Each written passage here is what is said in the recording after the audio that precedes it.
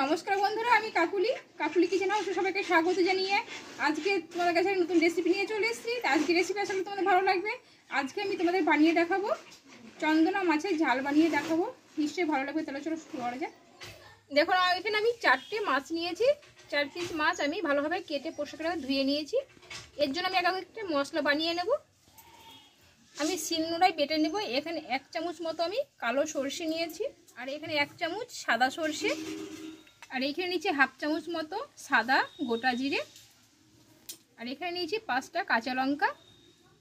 এটা আমি শিলনোড়ায় বেটে নেব। অল্প একটু জল দিয়ে আমি বেটে নেব।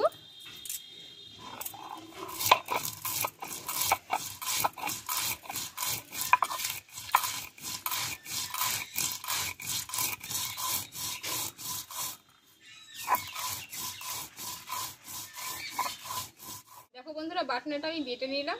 এবার আমি তুলে নিচ্ছি। দেখো মাছটা আমি একটু হলুদ মাখিয়ে নেব। দেব 1 চামচ মতো সরষের তেল, আর দেবো একটু লবণ দিয়ে মাছগুলো ভালোভাবে আমি ম্যারিনেট করে নেব।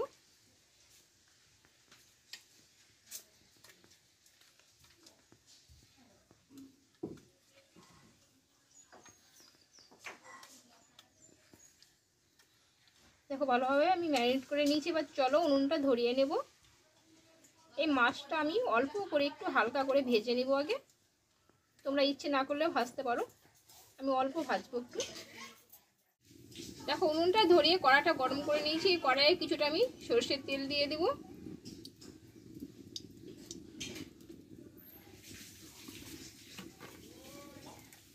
এই মাছটাকে আমি অল্প 2 পিস হালকা করে আমি ভেজে নেব।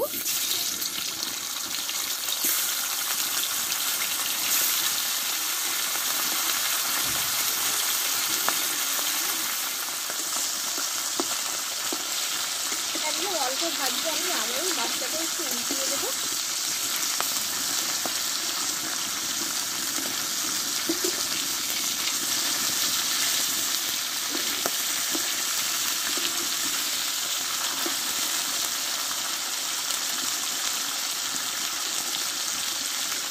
দেখো মাছগুলো আমার হালকা করে ভেজে নিচ্ছি 2 পিস। এবার তুলে নেব।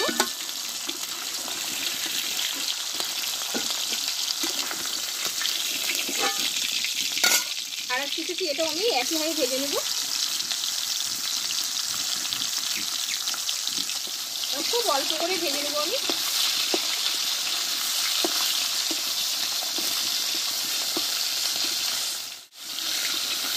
তুলে নিলাম। দেখো এই তেলটা দিয়ে দেবো আমি কিছুটা কালো জিরে, আর এখানে যে মশলাটা করে রেখেছিলাম মশলাটা আমি দিয়ে দেবো।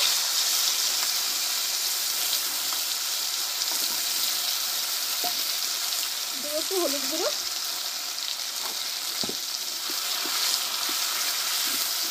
মশলাটা আমি বেশিক্ষণ ভাজবো না, যেহেতু সরষেটা দিয়ে আছে।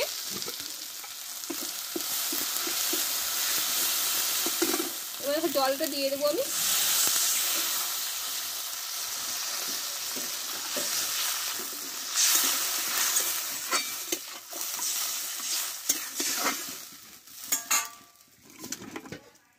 এবার একটু লবণ দিয়ে দেবো স্বাদ মতো,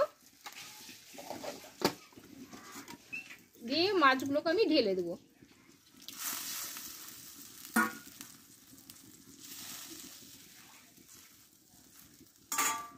দিয়ে থালটা দিয়ে আমি চাপা দিয়ে রেখে দেবো 3 থেকে 4 মিনিট মতো।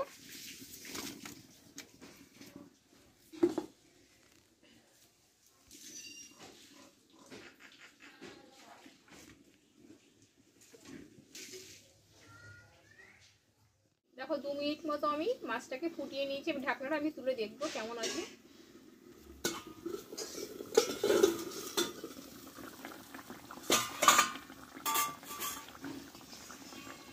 দেখো ওপর দিয়ে আমি 4টে কাঁচা লঙ্কা দিয়ে দেব, আর আমি একটু কাঁচা তেল দিয়ে দেবো ওপর দিয়ে।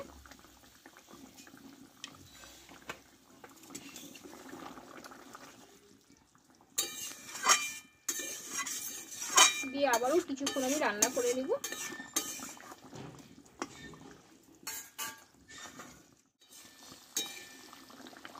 দেখো বন্ধুরা আমার রান্নাটা হয়ে গেছে, এবার নামিয়ে নেব।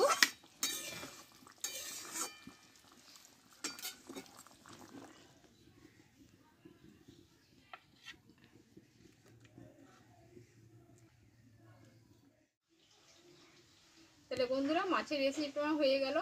তা তোমরা এভাবে বাড়িতে বানাতে পারো, আশা করি ভালো লাগবে। একদম গ্রাম্যভাবে খুব অল্প মশলাতে আমি রান্নাটা করলাম। তা কেমন লেগেছে অবশ্যই কমেন্ট করে জানাইও, একটা লাইক দিয়ে দিও। আবার পরের রেসিপি তোমাদের কাছে আসবো। তোমরা ভালো থেকো, সুস্থ থেকো।